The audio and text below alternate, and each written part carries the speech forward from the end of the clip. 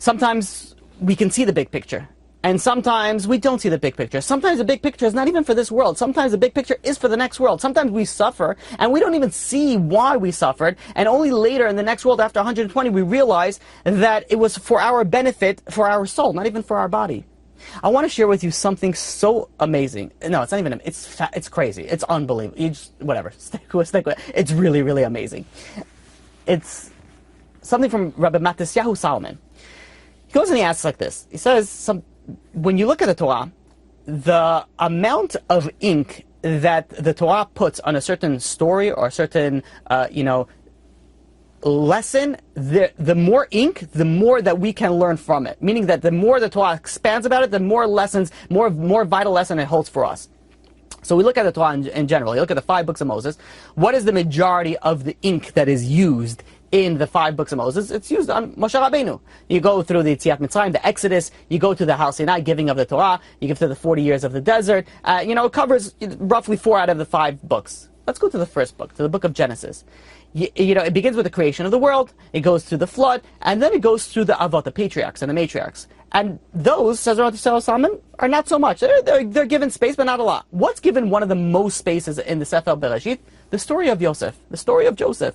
And you think about it, why is it covering so much? Says Rabbi Salman, because of this experience that Yosef went through is an experience throughout that the Jewish people could learn throughout the entire history. And furthermore, when the Avot went and they went through their lives, they were individuals. But when Yaakov Avinu had the 12 tribes, all of a sudden that became a group, that became a small nation, that there was the nucleus, literally, of the nation. So there's a lot more to learn over here. And he's... Listen to how it goes, it explains it. And I just want to, for people that have been listening to our classes for quite some time, we've spoken to Yosef extensively in different scenarios. And every time we try to learn something else. So listen how fascinating, and listen how many lessons you can learn from Yosef. The Mishnah, the Gemara in Brachot, page 54a, on the top, the Mishnah goes and says,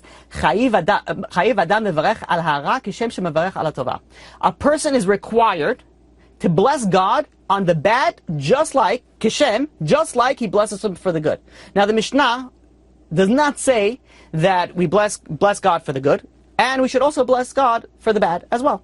No, it says just like Kishem, just like, this word Kishem means equally. Just like you bless God for the good, equally you bless God for the bad. Now, when the Mishnah is telling us this, it's not telling us for the high people, for the high level. It's talking to every single Jew, every single person, that it's a reachable level. Now, when we think about this logically, how are you going to go and bless on the bad? So, when you go and you contemplate on things, and especially in life, and especially in people's situation, we often see that sometimes the good doesn't seem to turn out so good. Like sometimes someone goes into a business and it looks like it goes really well. Sometimes a person marries into a really well family and everything is really well off from all angles. And then what happens? This thing falls apart, this thing falls apart, and before you know it, the whole thing comes crashing down. So really, that good, that started off good, didn't really end up so much as good.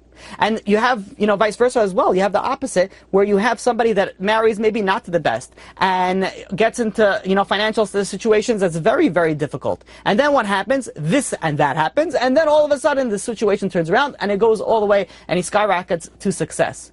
So knowing that, when we think about that for a second, that the good can sometimes turn to the bad, and the bad can sometimes turn to the good, then how come when something good happens, do we say, well, who knows what's going to be? Well, some people do say that. I'm not talking about pessimism and optimism, but you have, when you think about it, when something good happens, you'd be like, well, is it going to last? When something bad happens, do we say, watch how this is going to turn out for the good?